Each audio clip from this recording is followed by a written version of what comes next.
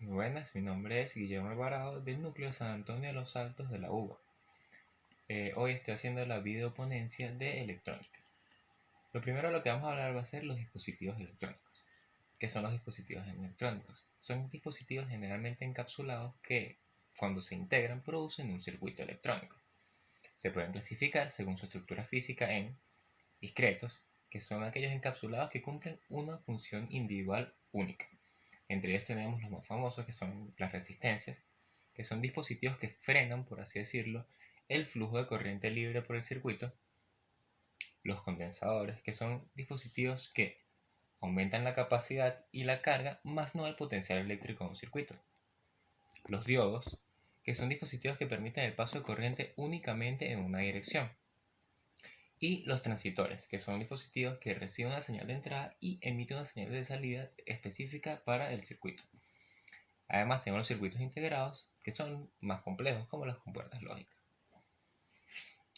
También podemos definirlos o clasificarlos según su material de clasificación en conductores y semiconductores, según su funcionamiento en activos, aquellos que producen excitación eléctrica, o pasivos, que son aquellos que transmiten la excitación eléctrica, por así decirlo, o según el tipo de energía que transmiten, ya sean electromagnéticos, obviamente producen cargas eléctricas, electroacústicos, que producen sonido, o optoelectrónicos, que son los que producen luz. El entendimiento correcto de cómo funcionan los componentes electrónicos, los dispositivos electrónicos, nos da pie para entender cómo funcionan los circuitos electrónicos más complejos y cómo funcionan muchas de las estructuras y muchas de las máquinas que usamos día a día. El siguiente punto a tratar es los circuitos integrados. ¿Qué es un circuito integrado? También son conocidos como chips o microchips, y no son más que la combinación de muchos dispositivos electrónicos o muchos dispositivos electrónicos en serie para cumplir una función específica, es decir, el uso de muchas resistencias, de muchos diodos y transitores en serie para cumplir una función determinada. Hay tipos de circuitos integrados, entre los cuales podemos encontrar circuitos monolíticos, que están fabricados con un solo monocristal, y dentro de ella la red cristalina es continua, es decir, que no tiene ninguna interrupción. Habitualmente están hechos de silicio, pero se han hecho algunas combinaciones para hacerlos con silicio y germanio. También están los circuitos híbridos de capa fina. Son muy similares a los monolíticos, que es lo que los diferencia. Tienen componentes muy difíciles de fabricar dentro de la estructura monolítica. También tenemos los circuitos de capa gruesa, que se apartan de los otros dos circuitos. De hecho, suelen tener dentro de sí circuitos monolíticos sin cápsula. Estos circuitos, por así decirlo, son la, entre comillas, evolución que han tenido. Ahora casi nunca son circuitos monolíticos. Los circuitos híbridos de capa fina fueron la transición a los circuitos híbridos de capa gruesa.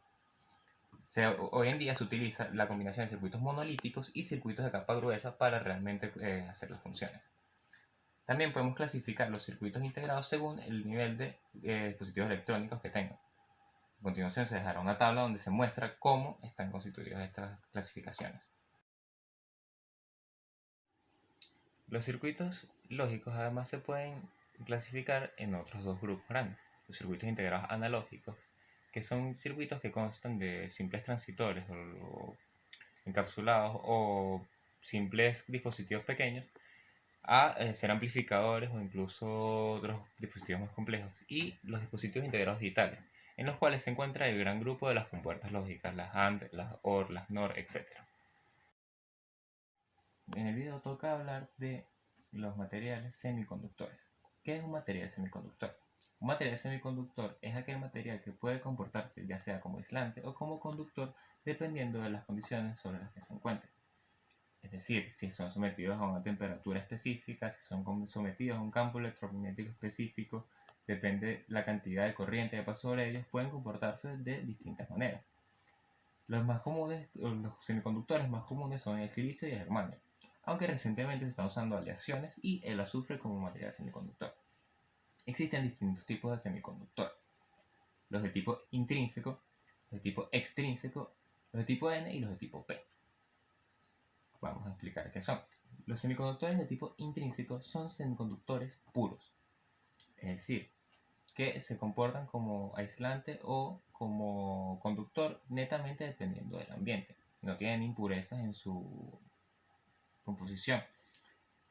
En los semiconductores intrínsecos hay un flujo de electrones y huecos, y esto hace que los electrones libres del circuito eléctrico pasen sobre estos huecos y conduzcan cargas eléctricas. ¿Qué pasa con los semiconductores extrínsecos? Los semiconductores extrínsecos son semiconductores que en un principio fueron intrínsecos, pero su estructura fue modificada con pequeñas impurezas. A lo largo de los años este proceso se ha perfeccionado y se ha hecho más común y se ha hecho más perfecto. Esto se hace para aumentar los huecos o los electrones que pueden portar puede portar el material en sí.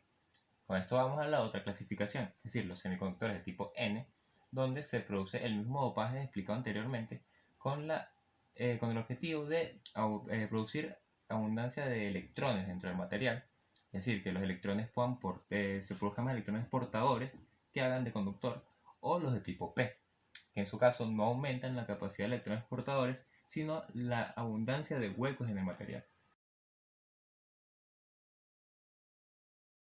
El siguiente punto a tomar en cuenta es el diodo. ¿Qué es el diodo? El diodo es un componente electrónico que consiste en la unión de dos semiconductores extrínsecos, uno de tipo N y uno de tipo P. ¿Qué ocurre? En la composición de estos se forma una barrera o una zona que se llama zona de transición, que no es más que un campo electromagnético donde se permite el intercambio de electrones en un sentido y el intercambio de huecos en otro sentido. En este caso, el intercambio de electrones de N a P y de huecos desde la zona P a la zona N. ¿Qué hace esto? Esto hace que los electrones circulen en un solo sentido y no puedan circular en el otro, ya que en el intercambio no deja que los electrones pasen en el sentido contrario. En donde tenemos las aplicaciones principales del diodo. Son múltiples aplicaciones. Sin embargo, donde más solemos aplicarlo, donde más se suele ver aplicado es como un rectificador. ¿Qué es un rectificador? Un rectificador es un dispositivo electrónico que puede recibir una señal de entrada y transformar esa misma señal de entrada en otra con el mismo sentido. Esto generalmente se usa para hacer conversiones de corriente alterna a corriente continua. Antes de rectificar la corriente se emplea un transformador que reduce la tensión.